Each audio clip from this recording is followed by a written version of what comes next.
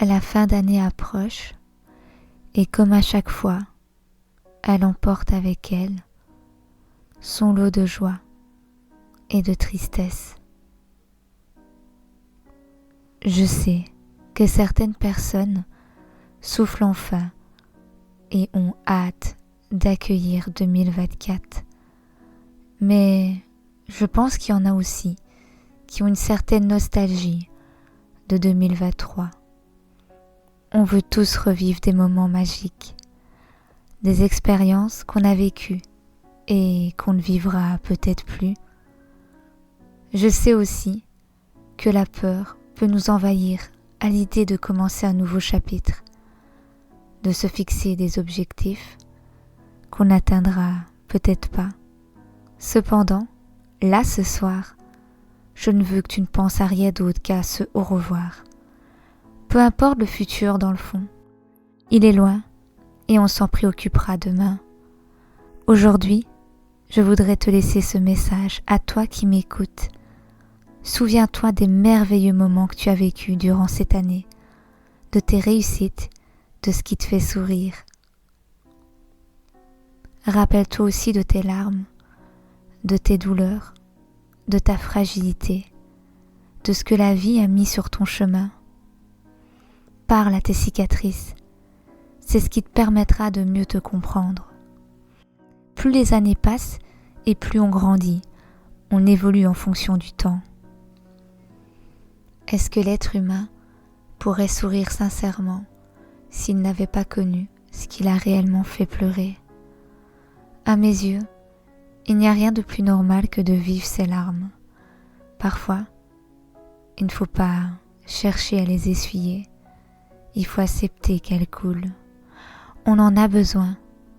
J'ai compris que la douleur que j'ai vécue à travers cette année est là pour me rappeler qu'il est normal de perdre des gens, que plus je vais vieillir et plus la mort emportera ceux que j'aime, qu'ils reposent tous en paix. Ce fut compliqué de faire face à ces deuils récents. Puis, fait-on vraiment un deuil ? Personnellement, quand je regarde les étoiles, je ne me suis jamais arrêtée une fois en me disant que je ne penserai plus à toi. Au contraire, j'allumerai toutes les bougies que je vois pour qu'ils ressentent de là-haut que je ne les oublie pas. Quand on perd ses repères, on en souffre continuellement. Mais la vie reprend toujours, alors on reprend son souffle et on essaye d'avancer en se battant. J'ai compris aussi qu'il est normal qu'une relation amicale profonde prenne fin, que même si j'ai fermé la porte, le mal est toujours là, et que quand les gens ont compté, on les aime pour l'éternité.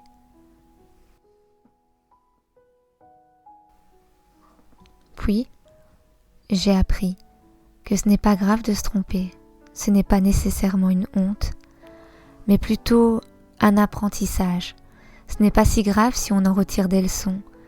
C'est grâce à nos cicatrices qu'on vise le meilleur pour le futur et qu'on cherche à obtenir ce qu'on n'a pas obtenu hier. Tomber n'est pas interdit, c'est juste qu'on devra par la suite essayer de tout faire pour esquiver à nouveau les trous. Notre vie est un parcours, une avancée. Chaque rencontre n'est pas hasardeuse et chaque choix que nous faisons est un chemin avec des conséquences.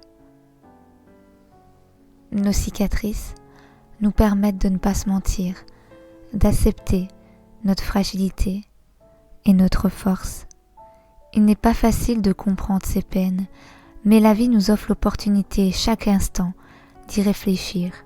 Chaque bagage qu'on transporte a son importance.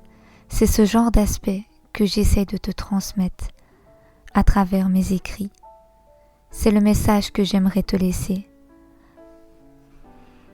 N'aie pas honte de qui tu es. Personne ne peut prétendre agir parfaitement. Laisse tes émotions et tes sentiments s'exprimer. Ils sauront toujours te guider. On a tous des bagages. T'arrive-t-il de parler à tes cicatrices ? S'aimer, c'est vivre avec ses défauts, ses peurs, ses doutes, ses qualités, ses victoires et continuer de croire en soi. Ne laisse jamais personne briser ce en quoi tu crois. Celui qui gagne dans la vie, c'est celui qui est déterminé, même si la vie le froisse à plusieurs reprises.